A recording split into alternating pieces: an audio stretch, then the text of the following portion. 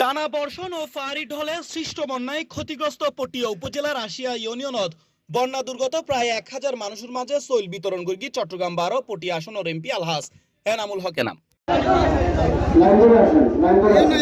শনিবার বিকেলে ইউনিয়নের 3 পৃথক স্থানত এই সইল বিতরণ কর্মসূচি অনুষ্ঠিত হয়।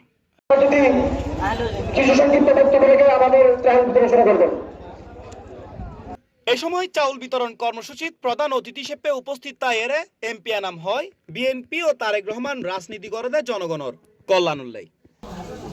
বাংলাদেশের জনগণের জন্য যে শ্রম যে মেধা দিয়ে যাচ্ছে তারেক রহমানের তাদের পথ অনুসরণ করে আরো বেশি বেশি পরিমাণে এই বাংলাদেশের জনগণের জন্য কাজ করে যাচ্ছে।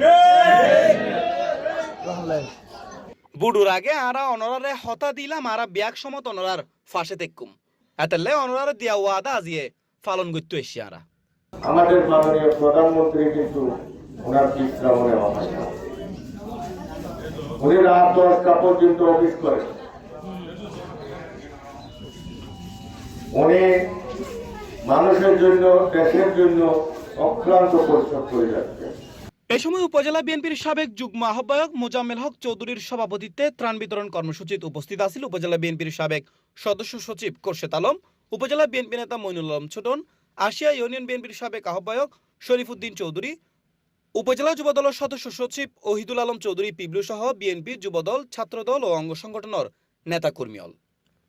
পরে বন্যায় ক্ষতিগ্রস্ত প্রায় 1000 মানুষের মাঝে সইল বিতরণ অনুষ্ঠিত হয়।